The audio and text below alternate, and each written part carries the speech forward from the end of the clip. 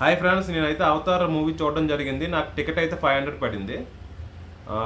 ఎక్కడ చూస్తానో చెప్తాను, కింద కామెంట్ పెట్టండి. ఇప్పుడు అవతార్ మూవీ రివ్యూలోకి వెళ్తే మాత్రం పండర వరల్డ్లో ఒక కొత్త ట్రైబ్ని ఇంట్రొడ్యూస్ చేశారు. ఈ ట్రైబ్ అయితే ఫైర్ అండ్ యాష్లో రూల్ అయి ఉంటుంది. అవతార్ 1లో చూపించినట్టు ఆ మూవీలో నేచర్ లవింగ్ గురించి ఎక్కువ చూపిస్తే ఇక్కడ కంప్లీట్ ఆపోజిట్.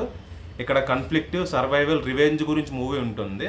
ఈ మూవీలో ప్లస్ పాయింట్స్ అయితే మాత్రం బిఎఫ్ఎక్స్ చెప్పొచ్చు. జేమ్స్ కెమెరాన్ ఎక్కడ విజువల్స్లో మాత్రం ఎక్కడ కాంప్రమైజ్ అవ్వలేదు అని చెప్పొచ్చు.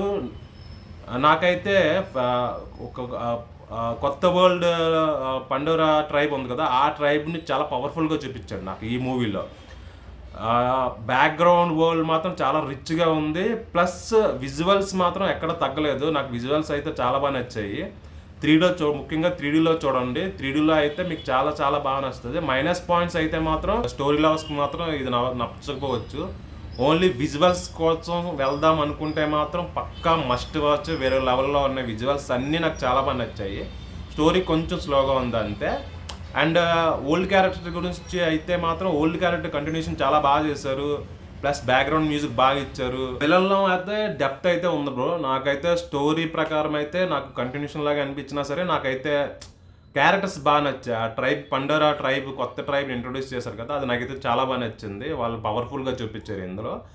ఓవరాల్ రివ్యూ అయితే మాత్రం స్టోరీ లవర్స్కి మాత్రం నచ్చకపోవచ్చు, కానీ అవతార్ ఫ్యాన్స్కి మాత్రం చాలా చాలా మస్ట్ వాచ్ భయ్య. ఐ ఫీస్ట్ మూవీ ఇదైతే. అవతార్ 3Dలో చూడండి పక్కాగా ఐ ఫీస్ట్ మూవీస్.